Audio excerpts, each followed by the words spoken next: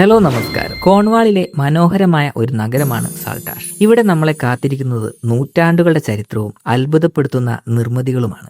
ആദ്യം നമുക്ക് തമാർ ബ്രിഡ്ജ് കാണാം. തമാർ ബ്രിഡ്ജിനെ കുറിച്ച് ഞാനൊരു വീഡിയോ നേരത്തെ ചെയ്തിട്ടുണ്ടായിരുന്നു. കോൺവാളിലേക്കുള്ള പ്രധാന കവാടമാണ് തമാർ ബ്രിഡ്ജ്. ഇതിന് തൊട്ടടുത്തായി പ്രശസ്തമായ റെയിൽവേ പാലം കാണാം, റോയൽ ആൽബർട്ട് ബ്രിഡ്ജ്. വിക്ടോറിയൻ കാലഘട്ടത്തിലെ എഞ്ചിനീയറിംഗ് അത്ഭുതങ്ങളിൽ ഒന്നാണിത്. 1859 നിർമ്മിച്ച ഈ പാലത്തിലൂടെ ഇന്നും ട്രെയിനുകൾ സർവീസ് നടത്തുന്നുണ്ട്. രണ്ടാം ലോക മഹായുദ്ധ കാലത്ത് US നേവിയുടെ കപ്പലുകൾ അറ്റകുറ്റപ്പണി നടത്തിയിരുന്ന ചരിത്രപ്രസിദ്ധമായ സാൻക്വേ ബീച്ചും ഇതിന് താഴെയായി നമുക്ക് കാണാം. ഈ റെയിൽവേ പാലം രൂപകൽപ്പന ചെയ്തത് പ്രശസ്തനായ എഞ്ചിനീയർ ഇസംബാർഡ് കിങ്ഡം ബ്രൂണലാണ്. അദ്ദേഹത്തിന്റെ സ്മരണാർത്ഥം നിർമ്മിച്ച ഒരു വെങ്കല പ്രതിമ ഈ പാലത്തിന് താഴെയായി കാണാം. ബ്രൂണലിന്റെ 200ാം ജന്മവാർഷികത്തോടനുബന്ധിച്ച് 2006 ഇതിവിടെ നിർമ്മിച്ചത്.